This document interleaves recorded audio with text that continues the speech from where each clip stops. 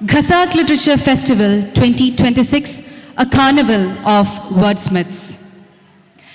ഇന്നത്തെ മൂന്നാമത്തെ സെഷനിലേക്ക് നമ്മൾ കടക്കുകയാണ്. മലയാള സിനിമയിൽ കഥകൾ കൊണ്ടും കഥാപാത്രങ്ങൾ കൊണ്ടും മുൻനിരയിൽ നിൽക്കുന്ന സഹോദര തിരക്കഥാകൃത്തുക്കളാണ് ബോബി ആൻഡ് സഞ്ജയ്. ഇന്നത്തെ ഈ സെഷനിൽ നമ്മളോടൊപ്പമുള്ളത് സഞ്ജയ് സാറാണ്. ജീവിതത്തിൻ്റെ സൂക്ഷ്മതകളെക്കുറിച്ചുള്ള ഈ സംഭാഷണം നമ്മെ സ്വയം തിരിച്ചറിയാൻ സഹായിക്കുമെന്ന് പ്രതീക്ഷിക്കുന്നു. ഈ സെഷന് നേതൃത്വം നൽകുന്നത് English department faculty Miss RJ Muskan. Sanjay സാറിനെയും മിസ് RJ മുസ്കാനെയും വേദിയിലേക്ക് സ്വാഗതം ചെയ്യുന്നു. എല്ലാവർക്കും നമസ്കാരം.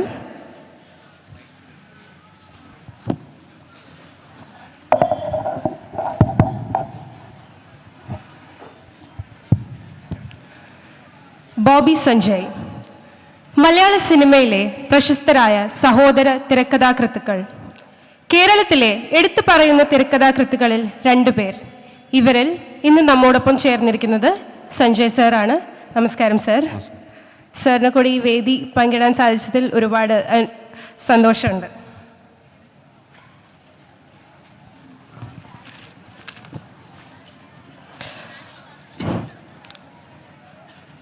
സിനിമ സഞ്ജയ് എന്ന തിരക്കഥാകൃത്തിൻ്റെ രക്തത്തിൽ അലിഞ്ഞു ചേർന്ന കാര്യമാണ്.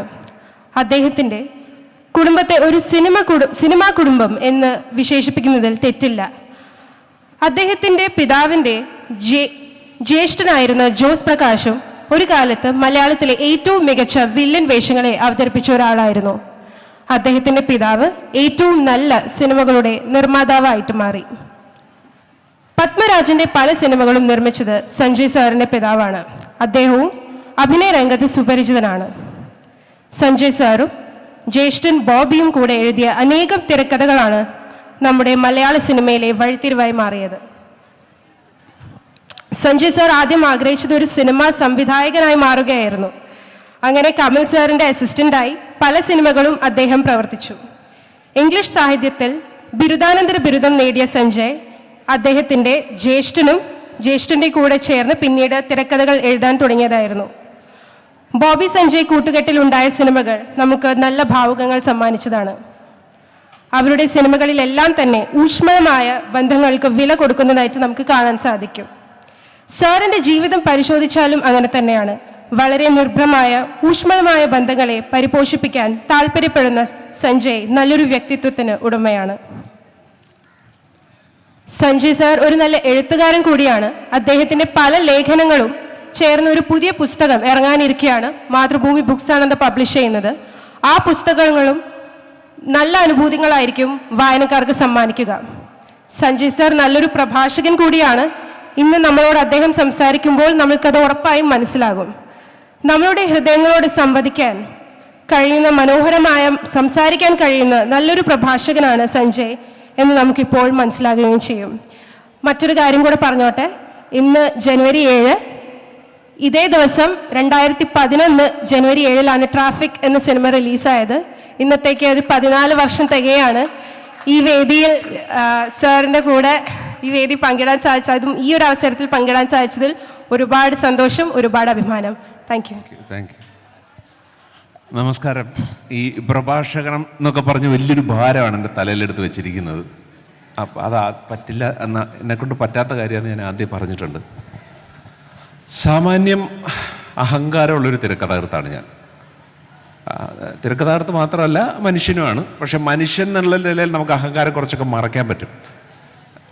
കുറച്ചൊരു പൊടിക്ക് അഭിനയമൊക്കെ ഉണ്ട്. പക്ഷെ തിരക്കഥാകൃത്ത് എന്ന നിലയിൽ അത് പലപ്പോഴും പറ്റാറില്ല എന്ന് പറഞ്ഞാൽ നമ്മൾ ഈ അഹങ്കാരം എന്ന് പറയുന്നത് ഏതെങ്കിലും അഭിനേതാവ് നമ്മളുടെ ഡയലോഗ് മാറ്റണം എന്നൊക്കെ പറഞ്ഞാൽ അതിനുവേണ്ടി പൊരുതുക, അതിനുവേണ്ടി യുദ്ധം ചെയ്യുക, അത് പറ്റില്ലെന്ന് പറയുക, നടക്കില്ലെന്ന് പറയുക. ഇതാണ് ഈ അഹങ്കാരം എന്നുള്ളതുകൊണ്ട് ഉദ്ദേശിച്ചത്.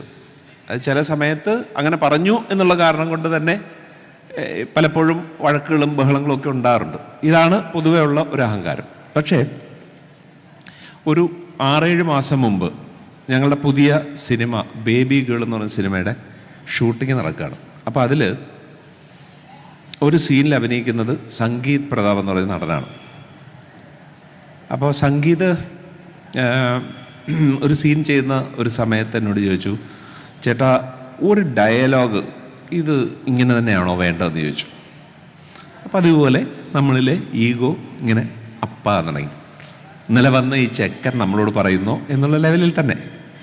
അപ്പോൾ ഞാൻ ചോദിച്ചു എന്ത് ഡയലോഗാണ്? പറഞ്ഞു ഇത് ഇവരെ ഒന്ന് ബോധ്യപ്പെടുത്തണം, അതാണ് ഡയലോഗ്. എനിക്കിത് ഇവരെ ഒന്ന് ബോധ്യപ്പെടുത്തണം, അത് എനിക്കിവരെ ഒന്ന് കൺവിൻസ് ചെയ്യണം എന്നാക്കിക്കോട്ടെ. ഞാൻ പറഞ്ഞു എന്തിന്? മലയാളത്തിൽ പറയാനുള്ള ബുദ്ധിമുട്ട് കൊണ്ടാണോ? അല്ല ചേട്ടാ, ഞങ്ങളുടെ ജനറേഷനിലെ ഒരു കഥാപാത്രമാണല്ലോ ഞാൻ. ഞങ്ങളുടെ ജനറേഷനൊന്നും ഇപ്പോൾ ആ വാക്ക് പറയാറില്ല ചേട്ടാ. ശരിക്കും ഞാൻ തകർന്ന തരിപ്പണമായി പോയൊരു സിറ്റുവേഷനാണത്. അപ്പോൾ ഈ ബോധ്യപ്പെടുത്തലിൽ നിന്ന് കൺവിൻസിങ്ങിലേക്കുള്ള ദൂരമാണ് ഇപ്പോൾ ഇവിടെ പറഞ്ഞിരിക്കുന്ന വിഷയം. മലയാള സിനിമ എന്ന് പറയുന്നതിൻ്റെ പുതുവഴികൾ എന്നാണ് എന്നോട് പറഞ്ഞത്, അങ്ങനെ സംസാരിക്കണമെന്ന് പറഞ്ഞത്. ഇതാണ് പുതുവഴി. അതായത് ജെൻ സിയിലുള്ള ഒരു നടൻ ജെൻ എക്സിലുള്ള ഒരു തിരക്കഥാകൃത്തിനോട് പറയുകയാണ്, ഞങ്ങളുടെ ലൈഫും കൂടെ അറിഞ്ഞിട്ടേ ചേട്ടാ ഇനി പരിപാടി ചെയ്യാവുള്ളൂ എന്നാണ് ഭംഗ്യന്തരേണ പറഞ്ഞത് എന്നെനിക്ക് മനസ്സിലായി. ഇതാണ് ശരിക്കും ഈ ജെൻ എക്സ് എന്നൊക്കെ പറയുന്നത് ഞാൻ ഗൂഗിളിൽ കണ്ടുപിടിച്ചതാണ് കേട്ടോ. ഞാൻ ജെൻ എക്സ് ആയിരുന്നെന്ന്, അല്ലാതെ എനിക്ക് അല്ലാതെയുള്ള അറിവല്ല. കാരണം ഞങ്ങളുടെ ഒന്നും ചെറുപ്പത്തിൽ ഈ gen X, gen Z, gen alpha ഇങ്ങനെ പരിപാടി ഉണ്ടായിരുന്നില്ല. പിള്ളേർ അത്രേ ഉള്ളൂ. അപ്പോൾ എവിടുന്നാണ് പെട്ടെന്ന് ഈ ജെൻ സി, ജെൻ എക്സ് എന്നൊക്കെ വരുന്ന ചില വാക്കുകൾ വരുന്നു എന്ന് ഞാൻ അന്വേഷിച്ചപ്പോഴാണ് മനസ്സിലായത്. പണ്ടത്തതിനേക്കാൾ വളരെ പ്രോമിനൻ്റ് ആയിട്ടുള്ള, വളരെ വ്യക്തമായിട്ടുള്ള സ്വഭാവ സവിശേഷതകളും ചില ടേസ്റ്റുകളും പണ്ടത്തതിനേക്കാൾ വളരെ ശക്തമായി പ്രകടിപ്പിക്കുകയും അതിനുവേണ്ടി വാശി പിടിക്കുകയും ചെയ്യുന്ന ഒരു ജനറേഷൻ വന്നപ്പോഴാണ്, കുറച്ചുകൂടെ ഇൻഡിവിജ്വാലിറ്റി ഉള്ളൊരു ജനറേഷൻ വന്നപ്പോഴാണ് ഈ ജെൻ സി, ജെൻ ആൽഫ എന്നുള്ള വാക്കുകളുണ്ടായത്. അപ്പോൾ ആ തലമുറയിലേക്കാണ് ഇനിയും വരുന്നത് എന്നുള്ള ഒരു തിരിച്ചറിവാണ് എനിക്ക് ഈ ബോധ്യപ്പെടുത്തലിൽ നിന്നും കൺവിൻസിങ്ങിലും നിന്നും ഉണ്ടായത്. ഇനി ഞാൻ മാറിയേ പറ്റൂ, സംഗീതമല്ല മാറേണ്ടത്, ഞാനാണ് മാറേണ്ടത് എന്നുള്ളത്.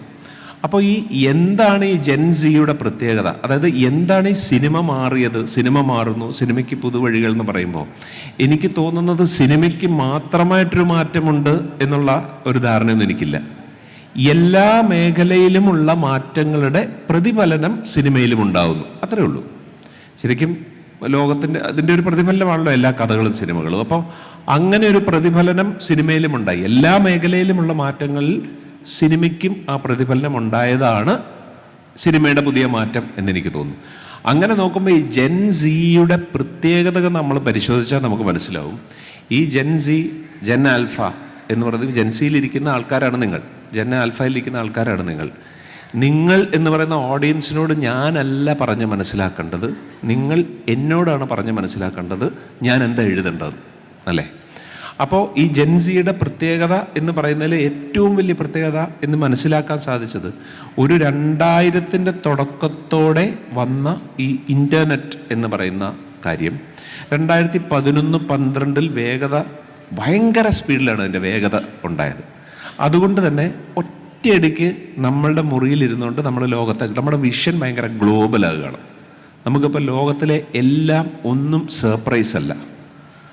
ഞങ്ങളിപ്പോൾ ആദ്യമായി എൻ്റെ വീട് അപ്പൂൻ്റെ എന്ന് പറയുന്ന സിനിമ എഴുതുന്ന സമയത്ത് ഇതൊന്നും ഉണ്ടായിരുന്നില്ല.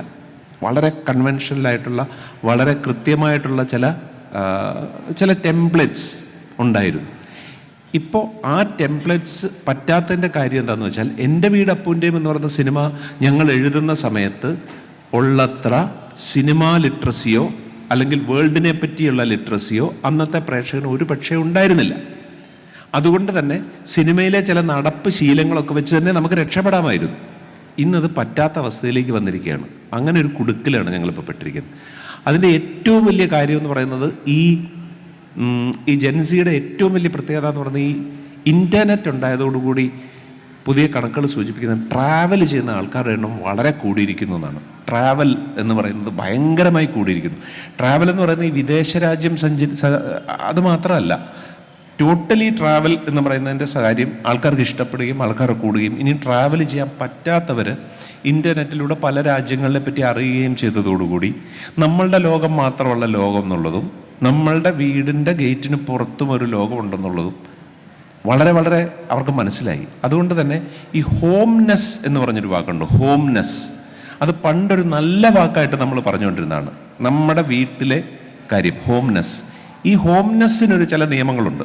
നമ്മളുടെ വീട്ടിലെ നിയമങ്ങൾ, നമ്മളുടെ വീട്ടിലെ ചില മൊറാലിറ്റി, നമ്മുടെ വീട്ടിൽ അനുഷ്ഠിച്ചു പോകുന്ന കാര്യങ്ങളാണ് ശരി എന്ന് വിചാരിക്കുന്ന ഒരു കാലമുണ്ടായിരുന്നു.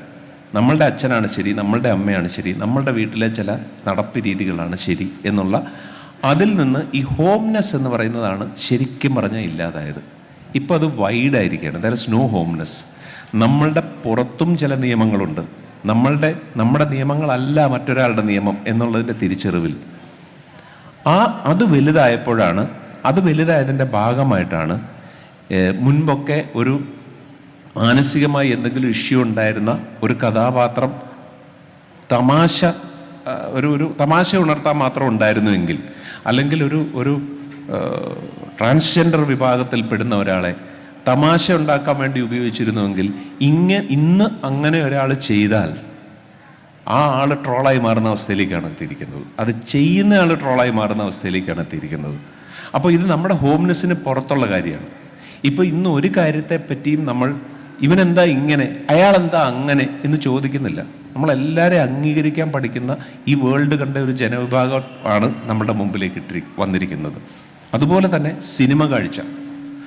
ഞാൻ ഓർക്കുന്നു, ഞാൻ ആദ്യം കാണുന്ന വിദേശ സിനിമ എന്ന് പറയുന്നത് ബർഗ്മാൻ്റെ 7th സീൽ എന്ന് പറയുന്ന സിനിമയാണ്. അതിൻ്റെ വീഡിയോ കാസറ്റാണ്. ആ വീഡിയോ കാസറ്റ് കണ്ടിട്ട് 4 ദിവസം കഴിഞ്ഞ് തിരിച്ചു കൊടുക്കണമെന്നുള്ളതുകൊണ്ട് ഒറ്റ ഇരിപ്പിൽ ഒരാഴ്ച കൊണ്ട് 2-3 പ്രാവശ്യം കണ്ട് തിരിച്ചു കൊടുക്കുകയാണ്. ഇന്നതല്ല. നിങ്ങൾക്ക് അറിയാൻ വയ്യാത്ത കാര്യങ്ങളൊന്നുമില്ല. കാരണം സിനിമ ഒരു മാജിക് അല്ല. ഇന്ന് സിനിമ നിങ്ങൾക്ക് അറിയാവുന്ന കാര്യങ്ങൾ തന്നെയാണ്. സിനിമ ഒരു മാജിക് അല്ല. നമ്മൾ ഏതൊരു കഥ അല്ലെങ്കിൽ ഏതൊരു സിനിമയ്ക്ക് കയറുമ്പോഴും, ഏതൊരു നോവൽ വായിക്കാൻ കയറുമ്പോഴും തുടങ്ങുമ്പോഴും, ഏതൊരു ആർട്ട് ഫോം ആസ്വദിക്കാൻ തുടങ്ങുമ്പോഴും നമ്മളുടെ മനസ്സിൽ അറിയാതെ ക്ലിക്ക് ചെയ്യുന്ന ഒരു കാര്യമാണ് സസ്പെൻഷൻ ഓഫ് ഡിസ്ബിലീഫ്.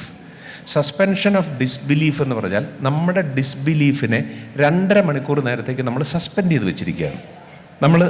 നമ്മുടെ അവിശ്വാസത്തെ ഒന്ന് സസ്പെൻഡ് ചെയ്ത് വെച്ചിരിക്കുകയാണ്. അത് നമ്മൾ വളരെ അബോധപൂർവം ചെയ്യണം. ഈ സിനിമ നടന്നുകൊണ്ടിരിക്കുമ്പോൾ നമുക്കറിയാം ഈ സ്ക്രീനിൽ കാണുന്നത് സിനിമയാണെന്നുള്ളതും ഈ സ്ക്രീനിൽ കാണുന്നത് സത്യമല്ലെന്നുള്ളതും ഇതെല്ലാം ആരോ ഉണ്ടാക്കിയെടുത്ത കഥയാണെന്നുള്ളതും അറിയാം.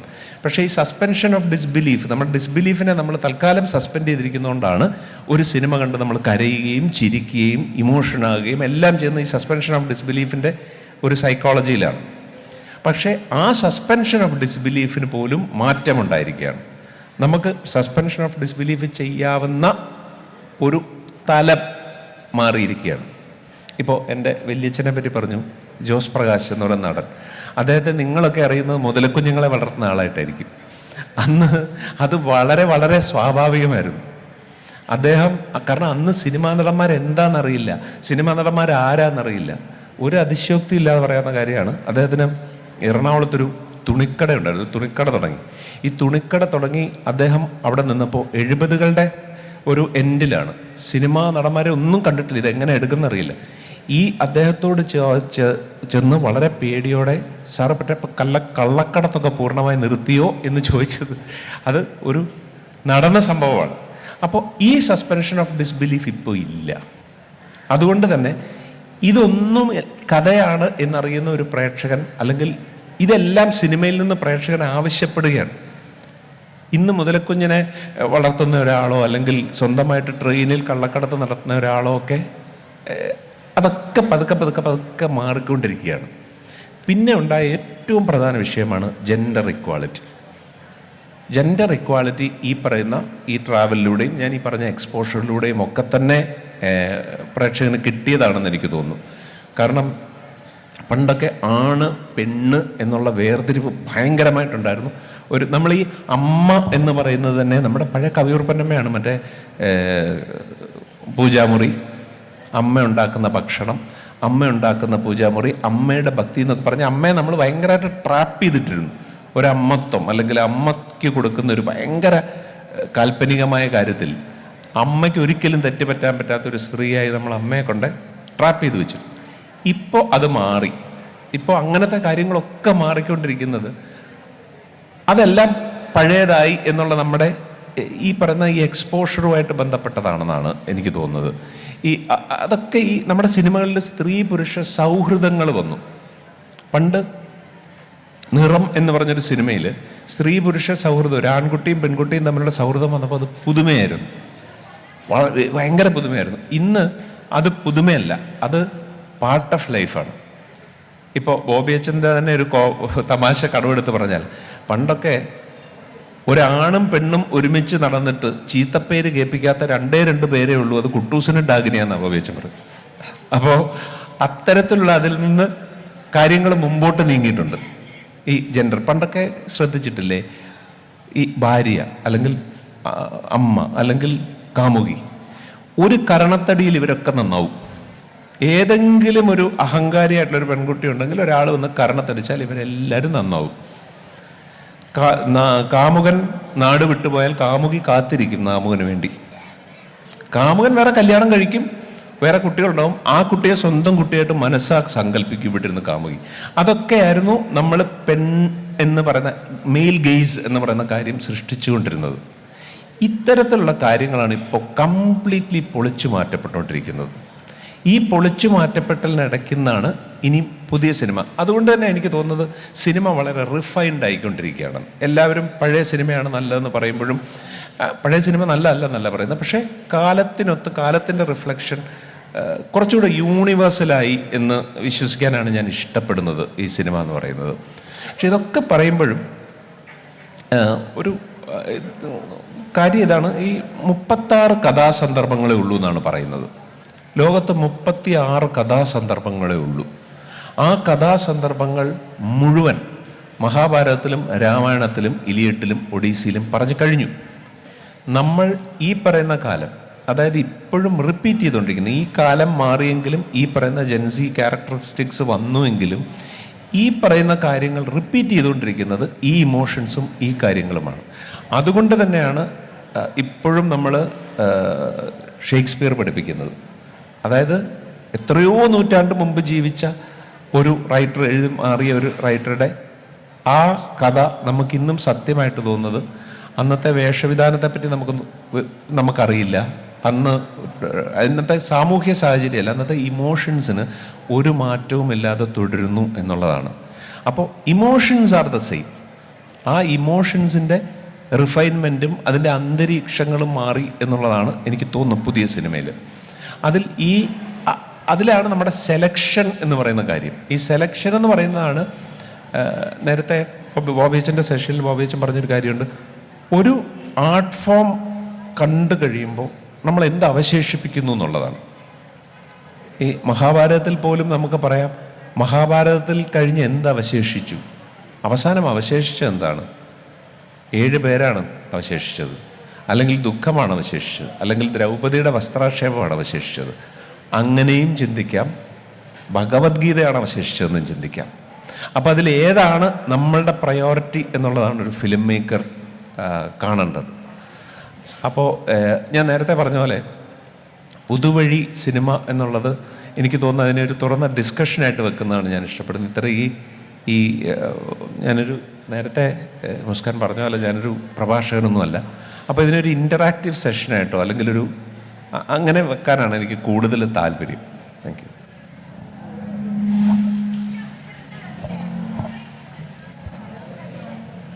Thank you sir. സാറിൻ്റെ സിനിമകൾ ഇഷ്ടപ്പെട്ട് ഇവിടെ എത്തിച്ചേർന്ന ഒരുപാട് പേരുണ്ട്. അതിനു മുന്നേ എൻ്റെ കുറച്ച് ചോദ്യങ്ങൾ, പിന്നെ നമുക്ക് ഓഡിയൻസായിട്ട് ഇൻട്രാക്ട് ചെയ്യാം. സോ ആദ്യം തന്നെ നമുക്ക് ട്രാഫിക് എന്ന സിനിമയിൽ തുടങ്ങാം. ഞാൻ നേരത്തെ പറഞ്ഞ പോലെ 14 വർഷം ട്രാഫിക് റിലീസായിട്ട്. അപ്പം ആ കാലത്ത് നോക്കുകയാണെങ്കിൽ ട്രാഫിക് എന്ന് പറയുമ്പം ന്യൂ വേവ് സിനിമയാണ് അല്ലേ? മലയാള സിനിമയിൽ ന്യൂ വേവ് എന്ന തരംഗം കൊണ്ടുവന്നൊരു ഫിലിമാണ് ട്രാഫിക്.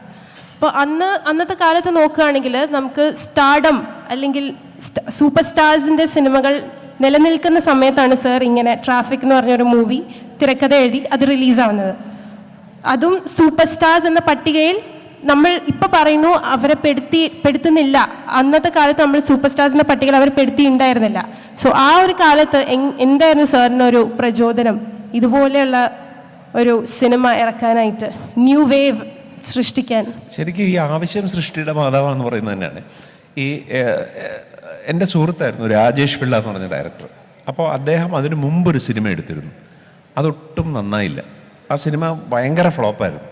അപ്പോൾ അദ്ദേഹത്തിനോട് കൂടെ ഒരു സിനിമ എഴുതാം എന്ന് തീരുമാനിച്ചു. പക്ഷേ എന്തുകൊണ്ട് സൂപ്പർ താരങ്ങളിലേക്ക് പോയില്ല എന്ന് ചോദിച്ചാൽ, അതുപോലൊരു ഫ്ലോപ്പ് ഡയറക്ടർക്ക് സൂപ്പർ താരങ്ങളുടെ ഡേറ്റ് കിട്ടില്ലായിരുന്നു എന്ന് പറയുന്ന ഏറ്റവും ബേസിക് സാധനത്തിൽ നിന്നാണ് തുടങ്ങിയത്. പക്ഷേ അത് ഞങ്ങൾക്കൊരു ഓപ്പർച്യൂണിറ്റിയായി മാറുകയായിരുന്നു. ബേസിക്കലി അന്ന് ഞങ്ങൾക്കൊരു സൂപ്പർ താരത്തിൻ്റെ അടുത്ത് ഈ ഡയറക്ടർക്ക് ഈ മുൻപ് പരാജയപ്പെട്ട ഒരു ഡയറക്ടർക്ക് പോകാൻ പറ്റുമായിരുന്നുവെങ്കിൽ ഒരു പക്ഷേ ഞങ്ങൾ അങ്ങനെ തന്നെ ചെയ്തേനെ. അപ്പോൾ നമുക്ക് കാണിച്ചു കൊടുക്കണം, നമുക്ക് പുതിയൊരു വേവ് ഉണ്ടാക്കണം, അങ്ങനത്തെ യാതൊരു അത് ആക്സിഡൻ്റലായിരുന്നു ശരിക്കും. അപ്പോൾ ഞങ്ങൾ അതുമായിട്ട് മുമ്പോട്ട് പോകുമ്പോൾ ഞങ്ങൾക്ക് ഭയങ്കര കോയിൻസിഡൻസ് ആയിട്ട് കിട്ടിയ ഒരു പത്രവാർത്തയായിരുന്നു ട്രാഫിക് എന്ന് പറയുന്ന സിനിമ. ഒരു പത്രത്തിൽ വന്നൊരു വാർത്തയുണ്ട്, ഹൃദയം ഒരു സ്ഥലത്ത് നിന്ന് വേറൊരു സ്ഥലത്തേക്ക് പോവുക എന്ന് പറയുന്ന ഒരു പത്രവാർത്തയിൽ നിന്നാണ് ട്രാഫിക് എന്ന് പറയുന്ന സിനിമ ഉണ്ടാകുന്നത്. പക്ഷേ ആ പത്രവാർത്തയിൽ ഈ പറയുന്ന പോലെ അതിൽ ഒരു അരമണിക്കൂർ പറഞ്ഞു തീർക്കാവുന്ന ഒരു കഥയേ ഉണ്ടായിരുന്നുള്ളൂ.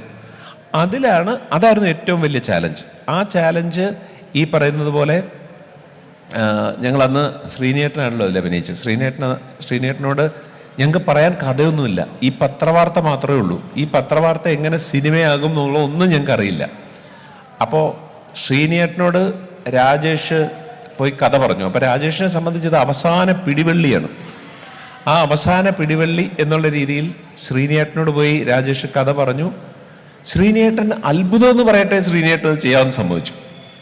പറഞ്ഞത് 4 വരിയാണ്, 4 വരി കൂടുതലില്ല.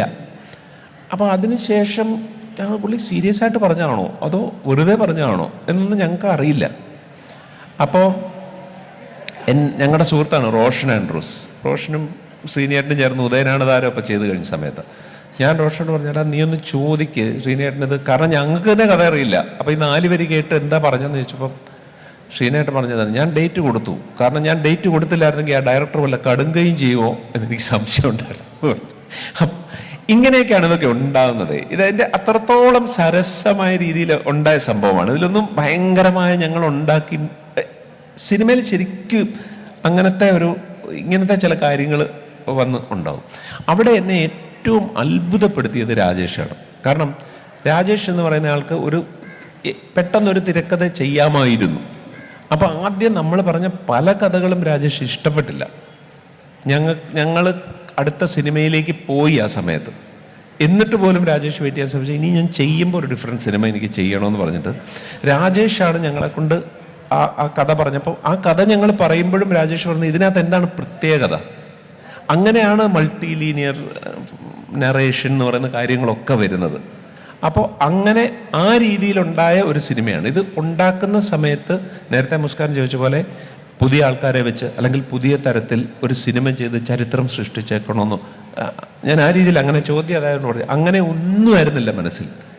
ആ സാഹചര്യത്തിൽ അത് സംഭവിച്ചു കഴിഞ്ഞ് തിയേറ്ററിൽ അത് ആ രീതിയിൽ ആക്സെപ്റ്റ് ചെയ്യപ്പെടുമെന്ന് പോലും ഞങ്ങൾക്ക് അറിയില്ലായിരുന്നു. ഒരു 25 ദിവസം ഓടുന്ന ഒരു സിനിമ അതേ ഉണ്ടായിരുന്നുള്ളൂ ഞങ്ങളുടെ മനസ്സിൽ. അതിൻ്റെ ഫസ്റ്റ് കോപ്പി കണ്ട് തിയേറ്റർ റിലീസാകുന്ന അന്ന് വരെ ഞങ്ങൾ അങ്ങനെ കണ്ടിട്ടുള്ളൂ. അപ്പോൾ സിനിമയുടെ ഒരു പ്രത്യേകത ഏതാണ്, നമുക്കറിയില്ല ഇത് എങ്ങനെ മുമ്പോട്ട് പോകുന്നുള്ളത്. ട്രാഫിക്കിന് തൊട്ട് മുമ്പ് ഞങ്ങൾ എഴുതിയ സിനിമയായ എല്ലാവരും ഹിറ്റാവെന്ന് പറഞ്ഞ സിനിമയായ കാസനോവ ഓടുകയും ചെയ്തില്ല. അപ്പോൾ എങ്ങനെയൊക്കെയോ സംഭവിച്ചു പോകുന്ന ഒരു കാര്യമായിട്ടാണ് ട്രാഫിക് സംഭവിച്ചത് ശരിക്കും. സാർ ഇപ്പോൾ പറഞ്ഞ പോലെ ഒന്നും പ്ലാൻ ചെയ്യാതെ ചെയ്തൊരു സിനിമയാണെങ്കിലും ആ സിനിമയാണ് ഇപ്പോഴും ജനഹൃദയങ്ങൾ കീഴടക്കിയിരിക്കുന്നത്. അതുകൊണ്ട് തന്നെയാണ് സാർ ഇപ്പം ഞങ്ങളുടെ കൂടെ ഇവിടെ ഇരിക്കുന്നതും. അതിൻ്റെ ഒരു കാര്യം എനിക്ക് തോന്നുന്നത് എന്താണെന്ന് അറിയാം നമസ്കാരം, ഈ ഏത് സിനിമ എഴുതുമ്പോഴും ബേസിക്കലി ഞങ്ങൾ ചിന്തിക്കുന്നത് ഈ ഓഡിയൻസ് ടേസ്റ്റ് എന്ന് പറഞ്ഞൊരു കാര്യം ഉണ്ട് എന്ന് പറയപ്പെടുന്നു. അപ്പോൾ എൻ്റെ എപ്പോഴത്തെ ഒരു ഇതാണ്, മുസ്കാൻ്റെ ബെസ്റ്റ് ഫ്രണ്ട് ആരാണ്? ഒരു പേര് പറഞ്ഞോളൂ. ഹൃദ്യ. അവർക്ക് ഏറ്റവും ഇഷ്ടപ്പെട്ട കളർ ഏതാണെന്ന് പെട്ടെന്ന് ചോദിച്ചാൽ പറയാൻ പറ്റുമോ? പറ്റും. ഇങ്ങനെ എല്ലാ ടേസ്റ്റും പറയാൻ പറ്റുമോ? ഇല്ലല്ലോ. ഇല്ല. അപ്പോൾ നമ്മുടെ ഏറ്റവും അടുത്ത ഫ്രണ്ടിൻ്റെ ഏറ്റവും ഇഷ്ടപ്പെട്ട പല കാര്യങ്ങളും പോലും അറിയാൻ വയ്യാത്ത നമ്മൾ 3.5 കോടി ജനങ്ങളുടെ ടേസ്റ്റ് എങ്ങനെ നിർണ്ണയിക്കും എന്ന് പറയുന്നൊരു ഭയങ്കര ചോദ്യമുണ്ട്. 3.5 കോടി ജനങ്ങളുടെ ടേസ്റ്റ് നമുക്ക് നിർണ്ണയിക്കാൻ പറ്റില്ല, കാരണം നമ്മൾക്ക് ഏറ്റവും അടുത്തറിയാവുന്ന ആൾക്കാരുടെ പോലും അറിയില്ല. ഇപ്പം ഞാനൊരു സിനിമ എഴുതി കഴിയുമ്പോൾ അത് എൻ്റെ പേരൻസിന് ഇഷ്ടപ്പെടുമെന്ന് പോലും എനിക്കറിയില്ല. അപ്പോൾ ഞാൻ എങ്ങനെ ടേസ്റ്റ് അവിടെ ഒരൊറ്റ കാര്യമേ ചെയ്യാനുള്ളൂ, നമുക്ക് ആ സിനിമ ഇഷ്ടപ്പെടുമോ, നമ്മൾ ഈ സിനിമ തിയേറ്ററിൽ കണ്ടാൽ നമുക്കിത് ഇഷ്ടപ്പെടുമോ എന്നുള്ളത് മാത്രമേ അവിടെ നോക്കാൻ പറ്റുള്ളൂ. അപ്പോൾ ട്രാഫിക് ചെയ്തുകൊണ്ടിരുന്നപ്പോഴും ഞങ്ങൾ കാണാൻ ഇഷ്ടപ്പെടുന്ന ഒരു സിനിമ ഞങ്ങൾക്ക് ഉണ്ടാക്കണം എന്നുള്ള ഒരു കാര്യത്തിൽ നിന്നാണ് ട്രാഫിക് ഉണ്ടായത് ശരിക്കും. സർ, ഇത് കണക്ട് ചെയ്തിട്ടൊരു ചോദ്യം ചോദിച്ചോട്ടെ. നമ്മളിപ്പം 2025 റിലീസ് ചെയ്ത മലയാള സിനിമകൾ എടുത്ത് നോക്കുകയാണെങ്കിൽ അതിലൊരു അപ്രോക്സിമേറ്റ് ആയിട്ടൊരു 10% വിജയിച്ചിട്ടുണ്ടാവുള്ളൂ. ഇത് ബാക്കി വർഷങ്ങൾ എടുത്ത് നോക്കുമ്പോൾ അതൊരു കുറവ് വിജയ ശതമാനമായിട്ട് സാറിന് തോന്നുന്നുണ്ടോ? അങ്ങനെ തോന്നുന്നുണ്ടെങ്കിൽ അത് പ്രേക്ഷകരുടെ അഭിരുചി മാറിയതാണോ കാരണം, അതോ മറ്റെന്തെങ്കിലും ആണോ കാരണം? എനിക്ക് തോന്നുന്നത് ശതമാനക്കണക്ക് വെച്ച് നോക്കുമ്പോൾ എല്ലാ കൊല്ലവും ഇതിങ്ങനെ 80s മുതൽ നമ്മൾ നോക്കിയാൽ ഹിറ്റായ പടങ്ങളെന്ന് പറയുന്നത് 30 സിനിമ സൂപ്പർ ഹിറ്റായി എന്ന് പറഞ്ഞൊരു കാലമുണ്ടായിരുന്നു എന്ന് എനിക്ക് തോന്നുന്നില്ല. അപ്പം നമ്മൾ ശതമാനക്കണക്ക് വെച്ച് നോക്കിയാൽ ഈ പറയുന്ന അത് തന്നെയാണ് തോന്നുന്നത്. ഒരു വ്യത്യാസം എനിക്ക് തോന്നുന്നത് ഇതാണ്, ഇപ്പം ഫിലിം മേക്കിങ്ങിൻ്റെ പ്രൊഡക്ഷൻ കോസ്റ്റ് കൂടിയത് കൊണ്ട് നമുക്കൊരു പടത്തിൻ്റെ പരാജയം നമുക്കൊരു ഇവൻ്റാണ്. പണ്ടതൊരു ചെറിയൊരു കാര്യമായിരുന്നു, 2-3 വർഷം. ഇപ്പം ഒരു വലിയ സിനിമ പരാജയപ്പെടുന്നു എന്ന് പറയുന്നൊരു ഇവൻ്റായി മാറിയിരിക്കുന്നതുകൊണ്ടും ആ പ്രൊഡക്ഷൻ കോസ്റ്റ് വെച്ചിട്ടാണ് ഇത്ര കോടികളുടെ നഷ്ടം എന്ന് പറയുമ്പോൾ പ്രൊഡക്ഷൻ കോസ്റ്റ് വെച്ചിട്ടാണ്. അല്ലാതെ ഈ വിജയ പരാജയങ്ങളൊക്കെ അന്നും ഇന്നും നമ്മൾ വിജയ ശതമാനക്കണക്ക് നോക്കിയാൽ ഏകദേശം സെയിം തന്നെ ആയിരിക്കും എന്നാണ് എനിക്ക് തോന്നുന്നത്. സർ, നമുക്ക് ഇപ്പം സാറ് പറഞ്ഞല്ലോ വിജയ ശതമാനം, അത് നമ്മളിപ്പോൾ പണ്ട് ഇപ്പം ഞാൻ എൻ്റെ ഫ്രണ്ട്സ് പറഞ്ഞിട്ട് കേട്ടിട്ടുണ്ട്, പഴയ പോലത്തെ സിനിമകളൊന്നും ഇപ്പോൾ കാണാൻ പറ്റുന്നില്ല. അതായത് പണ്ടൊക്കെ ഇപ്പോൾ മോഹൻലാൽ ആയിക്കോട്ടെ, മമ്മൂട്ടി ആയിക്കോട്ടെ, ആക്ഷൻ പടം അല്ലെങ്കിൽ കുറച്ച് ത്രില്ലിരിക്കുന്ന പടമൊന്നും ഇപ്പോൾ കാണാൻ പറ്റുന്നില്ല. ഇപ്പോൾ ഫുൾ എന്താ പറയുക, ഫീൽ ഗുഡ് മൂവീസ് അല്ലെങ്കിൽ കോണ്ടന്റിനാണ് പ്രാധാന്യം ഇപ്പോൾ എന്ന് സാറിന് തോന്നിയിട്ടുണ്ടോ? അതെ, കണ്ടന്റിനാണ് പ്രാധാന്യം. അതായത് പണ്ട് നമുക്ക് കുറച്ചുകൂടെ ആക്ഷൻ ഉണ്ടായിരുന്നു സിനിമകളിൽ, പക്ഷെ ഇപ്പം കുറച്ചുകൂടെ കണ്ടന്റ് ബേസ്ഡ് ആണ്, കുറച്ചുകൂടെ തീം ബേസ്ഡ് ആണ്, ഇമോഷണലി ഭയങ്കര ഇമ്പാക്റ്റ് ഉണ്ടാക്കുന്ന കൈൻഡ് ഓഫ് ഫിലിംസ് ആണ് ഇപ്പോൾ. പണ്ടത്തെ കാലത്ത് കുറച്ചുകൂടെ ഒരു ആക്ഷൻ ബേസ്ഡ് അല്ലെങ്കിൽ ആൾക്കാരെ ത്രില്ലിപ്പിക്കുന്ന, എക്സൈറ്റ് ചെയ്യിപ്പിക്കുന്ന മൂവീസ് ആയിരുന്നു. പണ്ട് മുസ്കാൻ കണ്ട ഒരു 3 ഇഷ്ടപ്പെട്ട പടത്തിന്റെ പേര് പറഞ്ഞു. ഞാൻ പണ്ട് എന്ന് ഉദ്ദേശിച്ച ഒരു ഞാൻ പേഴ്സണലായിട്ട് ചോദിച്ചാൽ, ഞാൻ അങ്ങനെ ഇതായിട്ട് ചോദിച്ചല്ല, ജസ്റ്റ് ഒരു സ്റ്റഡിയുടെ ഭാഗമായിട്ട് ചോദിച്ചാൽ. ഇപ്പോൾ ഫോർ എക്സാമ്പിൾ നമ്മളിപ്പോൾ ഞാൻ 2001 ജനിച്ചിട്ടേ ഉള്ളൂ, 24 വയസ്സേ ഉള്ളൂ. അപ്പോൾ പണ്ടെന്ന് മനസ്സിലായി, എന്നെ അപമാനിച്ചാന്ന് മനസ്സിലായി. അല്ല, അങ്ങനെയല്ല. ഒരു രാവണപ്രഭു, കിരീടം, ആ പടങ്ങളും ഈ പറഞ്ഞ കിരീടം എന്ന് പറഞ്ഞ പടം ഭയങ്കര സ്ട്രോങ് കണ്ടന്റ് ഉള്ള സിനിമയല്ലേ. ഒരു അച്ഛനും മകനും തമ്മിലുള്ള ഭയങ്കര സ്ട്രോങ് കണ്ടന്റ് ഉള്ള സിനിമയാണ്. രാവണപ്രഭുവിലും ദേവാസുരത്തിൻ്റെ ഒരു ബാക്കി നമ്മൾ ബേസിക്കലി ഇഷ്ടപ്പെടുന്ന കോണ്ടന്റ് തന്നെയാണ്. നമ്മൾ വെറുതെ സെൻസ്ലെസ് ആക്ഷൻ ഒരു കാലത്തും വർക്കായിട്ടുണ്ടെന്ന് തോന്നും. അങ്ങനെ ഒറ്റപ്പെട്ട സംഭവങ്ങളുണ്ടായെങ്കിലും ഇപ്പം മുസ്കാൻ പറഞ്ഞ സിനിമകൾ, ഇപ്പോൾ കിരീടം എൻ്റെയും ഫേവറേറ്റ് സിനിമയാണ്. ആ സിനിമ ഇപ്പോഴും ക്ലാസിക്കായിട്ട് നിൽക്കാൻ കാരണം അതിലെ ആക്ഷൻ സീക്വൻസ് അല്ല എന്നാണ് എനിക്ക് തോന്നുന്നത്, അതിനകത്ത് പറഞ്ഞിരിക്കുന്ന ഒരു ഇമോഷനാണെന്ന് എനിക്ക് തോന്നുന്നത്. രാവണപ്രഭു എന്ന് പറയുന്ന സിനിമ ഓർക്കുമ്പോൾ ഒരു പക്ഷേ മുസ്കാൻ ഓർക്കുന്ന അതിലെ ഫൈറ്റ് സീക്വൻസിനേക്കാൾ മറ്റ് ചില കാര്യങ്ങളായിരിക്കും എന്ന് എനിക്ക് തോന്നുന്നത്. അപ്പോൾ എല്ലാ കാലത്തും എല്ലാ ജോണറിലുള്ള സിനിമകളും ഉണ്ടായിട്ടുണ്ട്. ആ ജോണറിലുള്ള സിനിമകൾ നമുക്ക് ഈ പഴയതാണ് മെച്ചം എന്ന് തോന്നുന്നതാണെന്ന് എനിക്ക് തോന്നുന്നു. ഇപ്പോൾ ഞങ്ങളുടെയൊക്കെ കാലത്ത് എന്ന് പറയുന്നൊരു പഴയതാണ് മെച്ചം. ഇപ്പം പണ്ടത്തെ കാലത്ത് എന്താ പറയുക, പഴയ ഒരു സിനിമ എടുക്കുക, ഒരാൾ കാറിൽ വന്ന് കയറി, കാറിൽ വന്നിറങ്ങിയപ്പം മാധവൻ നായർ മാധവൻ നായർ കാറിൽ വന്ന് കയറി ഇരുന്നു. മാധവൻ നായരെ ചായ എടുക്കട്ടെ? ചായ വേണ്ട, ഷുഗറാണെന്നാണ് ഡോക്ടർ പറഞ്ഞത്. ആഹാ, ഇന്ന് തുടങ്ങി ഡയബറ്റീസ് ആണ്, ഇപ്പം അറിഞ്ഞു. ഞാൻ വന്ന കാര്യം പറയാം. ഇതാണ് അന്നത്തെ സീൻ. ഇന്ന് മാധവൻ നായർ ഇരിക്കുന്നിടത്ത് നമ്മൾ സീൻ തുടങ്ങുള്ളൂ. ഞാൻ വന്ന കാര്യം പറയാമെന്ന് തുടങ്ങുള്ളൂ. കാരണം മാധവൻ നായർ ഡയബറ്റിക് ആണെന്ന് നമുക്കറിയാം. കാരണം നമ്മൾ അത്രത്തോളം സിനിമ കണ്ട് അത്രത്തോളം കോണ്ടെക്സ്റ്റ് മനസ്സിലാക്കി കഴിഞ്ഞവരാണ്. അപ്പോൾ അന്നത്തെ സിനിമ നമ്മൾ ഇന്ന് കാണുമ്പോൾ കുറച്ചുകൂടെ കംഫർട്ടബിൾ ആണ്. കാരണം ഇന്ന് നമ്മൾ തിയേറ്ററിലല്ല കാണുന്നത്, നമ്മൾ ടി വിയിൽ നമ്മുടെ സിറ്റിംഗ് റൂമിലിരുന്ന് നമ്മുടെ ഇതേപോലെ ഒരു സ്ഥലത്തിരുന്നാണ് നമ്മൾ കാണുന്നത്. ഇതിനിടയ്ക്ക് നമ്മൾ ഭക്ഷണം കഴിക്കും, നമ്മൾ പുറത്തു പോകും, നമ്മൾ ഭയങ്കര കൺവീനിയൻ്റ് ആൻഡ് കംഫർട്ടബിൾ ആയിട്ടാണ് കാണുന്നത്. അപ്പോൾ എനിക്ക് തോന്നിയിട്ടുള്ള ഇതാണ്, മുസ്കാൻ ഏത് സിനിമയും നമ്മൾ ഇഷ്ടപ്പെടുന്നു എന്ന് പറയുന്നത് ശരിക്ക് പറഞ്ഞാൽ ആ സിനിമ മുമ്പോട്ട് വെച്ച കഥയും ഇമോഷനും അതിൻ്റെ ടേക്ക് അവേയും തന്നെയാണ് എനിക്ക് തോന്നുന്നത്. അപ്പോൾ അന്നത്തെ കാലത്ത് ആക്ഷൻ ഉണ്ടായിരുന്നു, ഇന്നത്തെ കാലത്ത് അതില്ലായിരുന്നു എന്നുള്ളത് എനിക്കങ്ങനെ തോന്നിയിട്ടില്ല. ഈ പറഞ്ഞാൽ പിന്നെ രണ്ടാമത്തെ കാര്യം, മുസ്കാൻ ഉപയോഗിച്ചത് ആക്ഷൻ എന്ന് പറയുന്ന ജോണറിനെ പറ്റി മാത്രമാണ്. അതല്ലാതെയും ആക്ഷന് പുതിയ രീതികൾ വന്നു എന്ന് എനിക്ക് തോന്നുന്നു. പുതിയ തരത്തിലുള്ള വില്ലന്മാർ, പണ്ടൊക്കെ വില്ലന്മാരെന്ന് പറഞ്ഞാൽ രാവിലെ എഴുന്നേറ്റ് പിടിന്ന് ആലോചിക്കുന്ന ആരെ കൊല്ലാവുന്നു. ഇന്ന് അതല്ല. ഇന്ന് വില്ലന്മാർക്കും കഥാപാത്ര സൃഷ്ടികളുണ്ട്. വില്ലന്മാർ, നായകന്മാരെ നോക്ക്, നായകന്മാർ സർവഗുണ സമ്പന്നരല്ല, നന്മ മാത്രം ചെയ്ത് ജീവിക്കുന്ന നമ്മളൊരു കാട്ടിലേക്ക് പോകുന്ന പോലെയാണ്. ഒരു കാട്ടിൽ ഒരേ തരം മരങ്ങളെ ഉണ്ടായിരുന്നു എന്ന് വിചാരിക്കുക, അതെന്ത് ബോറായിരിക്കും ആ കാട്. അതേസമയം പലതരത്തിലുള്ള പല രീതിയിലുള്ള മരങ്ങളും പൂക്കളും ഒക്കെ ഉള്ളതല്ലേ രസം എന്ന് പറയുന്ന പോലെയാണ് സിനിമ. എല്ലാ തരത്തിലുള്ള ജോണറസുമാണ് എനിക്ക് തോന്നുന്ന ഈ സിനിമ എന്ന് പറയുന്ന ആർട്ട് ഫോമിനെ രസമാക്കി നിർത്തുന്നതെന്ന് എനിക്ക് തോന്നുന്നു. അതൊരു പക്ഷേ സിനിമയ്ക്കായിരിക്കും ആ ലെവലിലുള്ള വെറൈറ്റി ആദ്യമായിട്ടുണ്ടാകുന്നതെന്ന് എനിക്ക് തോന്നുന്നു. ഇപ്പം കിരീടത്തിൻ്റെ കാര്യം പറഞ്ഞുകൊണ്ട് പറയാം, എനിക്ക് ഉറപ്പാണ് മുസ്കാൻ ഇഷ്ടപ്പെടാൻ കാര്യം, മുസ്കാൻ ലിറ്ററേച്ചറാണെന്നല്ലേ പറഞ്ഞത്. ലിറ്ററേച്ചറിൽ നമ്മൾ കഥാർസിസിനെ പറ്റി പഠിച്ചിട്ടുണ്ടല്ലോ. ഈ അങ്ങനത്തെ സിനിമയ്ക്കകത്ത് കഥാർസിസ് എന്ന് പറയുന്നൊരു സംഭവം നടക്കുന്നില്ലേ? ഒരു കഥാർട്ടിക് എഫക്റ്റ് എന്ന് പറയുന്ന കാര്യം ഈ കിരീടത്തിൽ നടക്കുന്നുണ്ട്. അതായിരിക്കാം ഒരുപക്ഷെ നമ്മുടെ ടേക്ക് അവേ ആയിട്ട് ഇത് ചെയ്യുന്നത്. ഞാനും ഇപ്പോഴും ടി വിയിൽ എപ്പോൾ വന്നാലും ഇരുന്ന് കാണുന്ന പടമാണ് കിരീടം. Thank you sir. ഇനി നമുക്ക് മറ്റൊരു സിനിമയാണ് മുംബൈ പോലീസ്. 2013 ഇറങ്ങിയ മികച്ച തിരക്കഥയ്ക്കുള്ള കേരള സംസ്ഥാന അവാർഡ് ലഭിച്ച പടം. സോ ആ സിനിമ അന്നത്തെ കാലത്ത് നമ്മൾ ഇതിനു മുൻപും ഇറങ്ങിയ സിനിമകളിൽ LGBTQ ഐഡൻറ്റിറ്റിയെ റെപ്രസെൻറ്റ് ചെയ്തിട്ടുള്ള സിനിമകൾ ഉണ്ടായിട്ടുണ്ട്. പക്ഷെ എന്നാലും ലീഡ് സ്റ്റാർസിനെ വെച്ചിട്ട് അത് പൃഥ്വിരാജ് പോലെയുള്ള ഒരു ആക്ടറിനെ വെച്ചിട്ട് ഒരു ഹോമോസെക്ഷുവാലിറ്റീനെ റെപ്രസെൻറ്റ് ചെയ്യാൻ സാറിന് ഉണ്ടായ ഒരു തോട്ട് എന്തായിരുന്നു? അത് ശരിക്കും പറഞ്ഞാൽ അതിൻ്റെ സംവിധായകനും ഞങ്ങൾ നമ്മളെ ചർച്ചയിൽ ഉരുത്തിരിഞ്ഞാണ്. അത് സംവിധായകൻ ഞങ്ങൾക്ക് തന്നൊരു ധൈര്യവും കാര്യങ്ങളും അത് ഭയങ്കരമായിട്ടുണ്ട് അതിനകത്ത്. ഞങ്ങൾക്ക് ഒരു 2 വരിയേ ഉണ്ടായിരുന്നുള്ളൂ കഥ. ആ കഥ ഡെവലപ്പ് ചെയ്ത് വന്നപ്പോൾ വളരെ സ്വാഭാവികമായിട്ട് അതിനകത്ത് വന്നൊരു കാര്യമാണ് ഈ ഗേ എന്ന് പറയുന്നത്. അന്നത്തെ കാലത്ത് ആ സിനിമ വരുന്ന കാലത്ത് ഗേ എന്ന് പറയുന്ന ഒരു ക്രിമിനൽ ഒഫൻസാണ്. Being gay was a criminal offence. നമ്മളൊരു ഗേ ആണെന്ന് പുറത്തറിയുകയോ അല്ലെങ്കിൽ ആ ആക്റ്റിൽ പിടിക്കപ്പെടുകയോ ചെയ്താൽ നമ്മളെ അറസ്റ്റ് ചെയ്യാം. ഇതെല്ലാം കൂടെ വെച്ചപ്പോൾ ഞങ്ങൾക്ക് അതിനകത്ത് പറയപ്പെടേണ്ട കാര്യമായിട്ട് തോന്നി. ഞാൻ അതിൻ്റെ ഇത് ഓർക്കുന്ന ഇതാണ്, ഞങ്ങളുടെ ഇപ്പം മുസ്കാൻ ചോദിച്ച ചോദ്യത്തിലുണ്ട്, ഇതിൽ അഭിനയിക്കേണ്ടത് പൃഥ്വിരാജാണ്. അപ്പോൾ പൃഥ്വിരാജിനോട് ഞങ്ങൾ കഥ പറഞ്ഞിട്ടുണ്ട്, ഏകദേശം കഥ പറഞ്ഞിട്ടുണ്ട്. പക്ഷേ ഇതിൻ്റെ ക്ലൈമാക്സ് എന്താണെന്നുള്ളത് പറഞ്ഞിട്ടില്ല. ഷൂട്ടിങ് തുടങ്ങാറായി.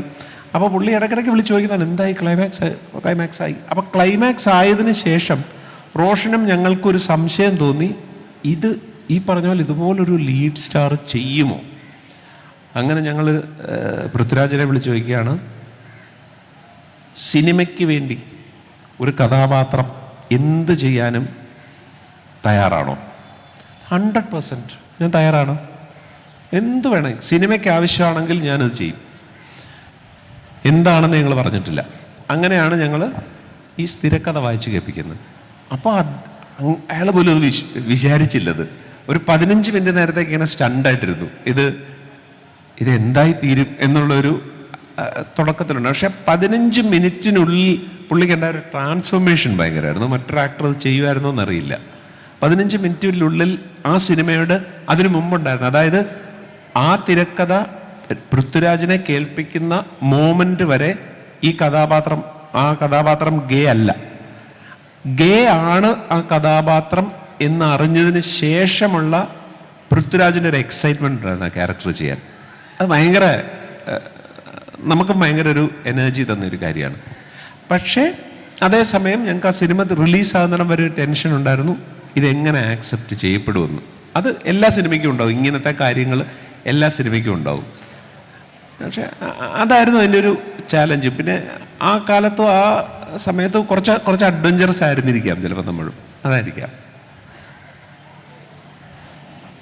സർ, ഈ മുംബൈ പോലീസ് തന്നെ ഹിന്ദിയിലേക്ക് റീമേക്ക് ചെയ്തിട്ടുണ്ട്. പക്ഷെ അതിൽ ഈ ഒരു ഗേ ക്യാരക്ടർ ഇല്ല, അതിൽ പ്ലോട്ട് കുറച്ച് വ്യത്യാസമാണ്. അപ്പം ഈ ഗേ ക്യാരക്ടർ റെപ്രസെൻറ്റേഷൻ എന്തുകൊണ്ട് ബോളിവുഡ് മൂവിയിൽ ഉണ്ടായില്ല? അത് അവിടുത്തെ ചില കാര്യങ്ങളും ചിട്ടവട്ടങ്ങളും ഉണ്ടെന്നേ എനിക്ക് പറയാൻ പറ്റുള്ളൂ. അത് അങ്ങനെയുള്ള കാര്യങ്ങൾ അവിടെ ചിലതുണ്ട്. അവിടെ ബേസിക്കലി ഓഡിയൻസ് അത് ഇഷ്ടപ്പെടുമോ എന്നുള്ള ഒരുപാട് കാര്യങ്ങൾ അവരത് ആലോചിച്ചിട്ടുണ്ടാവാം. അതൊക്കെ അതുകൊണ്ടാണ് അങ്ങനെ ഇതായിട്ട് പോയത്. രണ്ടും രണ്ട് സിനിമയായിട്ട് കാണാനാണ് ഞാൻ ഇഷ്ടപ്പെടുന്നത്. ദേവായും മുംബൈ പോലീസും രണ്ട് സിനിമയായിട്ട് കാണാനാണ് ഇഷ്ടപ്പെടുന്നത്. അപ്പോൾ ഒരു സിനിമയുടെ റീഇൻ്റർപ്രിറ്റേഷനായിട്ടാണ് ദേവായെ ഞാൻ കാണുന്നത്. അപ്പോൾ മുംബൈ പോലീസിലെ അതുമാത്രമല്ല ദേവായിലില്ലായിരുന്നത്. മുംബൈ പോലീസിൽ ഇല്ലാതിരുന്ന ഒരുപാട് കാര്യങ്ങൾ ഹിന്ദിയിലില്ലായിരുന്നു, ഒരുപാട് കാര്യങ്ങൾ ഹിന്ദിയിലുണ്ടായിരുന്നു. അപ്പോൾ അതിനെ നമ്മളെടുത്ത് റെപ്രസെൻറ്റ് ചെയ്തു എന്നുള്ളതേ ഉള്ളൂ. രണ്ടാമത്തെ കാര്യം ഞാൻ നേരത്തെ പറഞ്ഞതുപോലെ, മുംബൈ പോലീസിൻ്റെ സമയത്ത് being a gay was a crime. ദേവ വരുമ്പം ഗേ ഒരു ക്രൈമല്ല, ബീങ് എ ഗേ വാസ് അത് ക്രൈമല്ല. അപ്പം ഗേ ആവുക എന്നുള്ള കാരണം ഒരാൾ കണ്ടെത്തി എന്ന് പറയുന്നത് ഭയങ്കര ഒരു ഞെട്ടിപ്പിക്കുന്ന കാര്യമല്ല. അത് കാരണം ഇപ്പം എല്ലാവരും ആക്സെപ്റ്റ് ചെയ്ത ഒരു കാര്യമാണത്. അപ്പോൾ അത് അത്രത്തോളം ഒരു ഭയങ്കര ഒരു സംഭവമാണോ ഒരാളെ കൊല്ലാൻ മാത്രം, ഈ എൻ്റെ ഐഡൻറ്റിറ്റിക്ക് അത്രത്തോളം പ്രോബ്ലം ഉണ്ടോ എന്നുള്ളൊരു കാലത്തിലേക്ക് മാറിയതിൻ്റെ ഒരു പ്രതിഫലനം കൂടെ അവിടെ ഉണ്ടായിരുന്നു. ഇത്രയും നേരം നമ്മൾ സിനിമകളെ കുറിച്ചായിരുന്നു സംസാരിച്ചത്. ഇനി സാറിൻ്റെ എഴുത്തിനെ കുറിച്ച്. സാറിൻ്റെ റൈറ്റിങ്സിൽ ഞാൻ വായിച്ചിട്ടുള്ളത് മനുഷ്യസ്നേഹി എന്ന് പറഞ്ഞ ഒരു പുസ്തകത്തിൽ സാറ് ആദ്യ പേജിൽ തന്നെ നമുക്കൊരു ചെറിയ കുറിപ്പ് കാണാം. അത് ശരിക്കും സാറിൻ്റെ ലൈഫ് എക്സ്പീരിയൻസസ് തന്നെയാണ്. അപ്പോൾ അതിൽ എൻ്റെ ഒരു ഓർമ്മയിൽ എനിക്ക് ഓർത്തെടുക്കാൻ സാധിക്കുന്നത് ഇപ്പം ചേട്ടനും അനിയനും തമ്മിലുള്ള ശത്രുത, അങ്ങനെ ഒരു സാർ എഴുതിയിട്ടുണ്ടായിരുന്നു. അപ്പോൾ അത് സാർ ബോബി സാറിനെയും ഉദ്ദേശിച്ച് അതായത് ഒരു ചെറുകഥ പോലെയാണ് സാർ എഴുതിയിരിക്കുന്നത്. ചേട്ടനും അനിയനും തമ്മിൽ ചെറുപ്പം മുതലേയുള്ള ശത്രുത. അവർ ഒരു ദിവസം അനിയൻ പുറത്തേക്ക് പോകാൻ നിൽക്കുകയാണ് എങ്ങോട്ടോ. അപ്പോൾ അമ്മ പറയുകയാണ് ചേട്ടൻ്റെ അടുത്ത്, അല്ല അത് ഞങ്ങൾ രണ്ടുപേരും അല്ല, കാരണം അതിലെ ആ അനിയൻ മരിച്ചുപോയി. ഈ രണ്ടുപേര് തമ്മിൽ ഒരു ചേട്ടനും അനിയനും ഉണ്ടായിരുന്നു.